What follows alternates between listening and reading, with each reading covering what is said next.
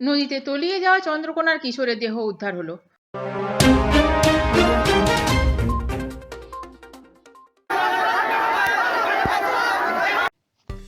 নদীতে তলিয়ে যাওয়া চন্দ্রকোনার কিশোরের দেহ উদ্ধার হলো।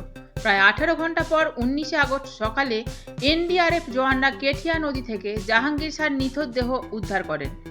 জাহাঙ্গীর 18 আগস্ট দুপুরে চাষিবাড়ের কেঠিয়া নদীর কাঠের সেতু সাইকেলে করে পার হওয়ার সময় রেলিং ভেঙে নদীতে তলিয়ে গিয়েছিল।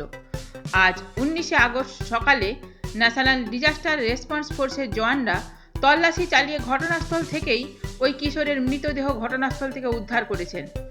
18 আগস্ট দুপুরে কিশোরটি পড়ে যাওয়ার সঙ্গে সঙ্গেই প্রত্যক্ষদর্শীদের চিৎকারে প্রচুর মানুষ জড়ো হয়ে তাকে উদ্ধার করার জন্য নদীর জলে নামেন। পুলিশও ঘটনাস্থলে আসে, পরে এনডিআরএফও আসে, কিন্তু 18 আগস্ট সারাদিন কোনোভাবেই তার সন্ধান মেলেনি। 19 আগস্ট সকালে সন্ধান মেলে। মৃতদেহ উদ্ধারের পর সারা এলাকায় শোকের ছায়া নেমে আসে। টিম স্থানীয় সংবাদের রিপোর্ট, স্থানীয় সংবাদ, ঘাটাল।